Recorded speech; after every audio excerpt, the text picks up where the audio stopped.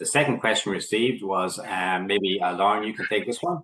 What is the best way to choose the correct messaging for internal staff impacted by redundancies so they understand their placement programs and understand how they're going to be supported? So maybe you have insights from your experience there.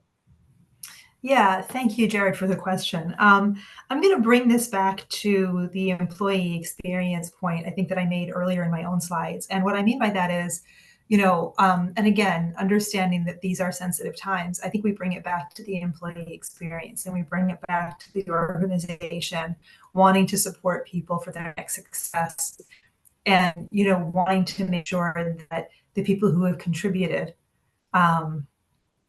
so importantly to the company mission are then supported into their next journey. So I think that's a really important how you wordsmith that for your organization. But to me, that's a good platform. That's a really good starting point. And then I think the other thing too that's important is that if that's the language that you're using, you role model that change, right, in that message. So for the people who are leaving, they are still as valued as any other employee who is staying until they leave. And even after they leave, they are still valued. And I think it's that to me has been an effective way. Because people have lots of different emotions at the time. They're angry with the company, they're angry with the situation, they're angry with the manager.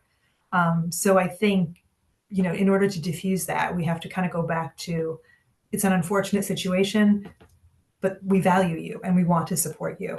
And the other thing I would definitely suggest is that, once you have your internal messaging correct, I would definitely invite Right Management then in to do a series of the webinars, which we found really helpful. Now, they weren't always webinars. I think they all went to webinars after COVID, but if I remember correctly, in 2019, we had some on-site presence as well, because I think they're getting it from the experts. They're getting the kind of data points that Nicola and Paul, the Nicolas and the Pauls, can share with them about the reality of the support. Because I liked what Nicola said when she said it's not a DIY activity, right? And this is how we can support. The other point I would make, Jared, is just that, sometimes your toughest stakeholders are your very senior stakeholders who they're looking at the bottom line. And if we're going through a restructuring, they're probably really looking at the bottom line and what's the value.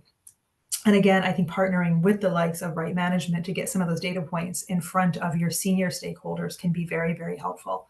Again, doing the right thing, exiting with dignity and reputational.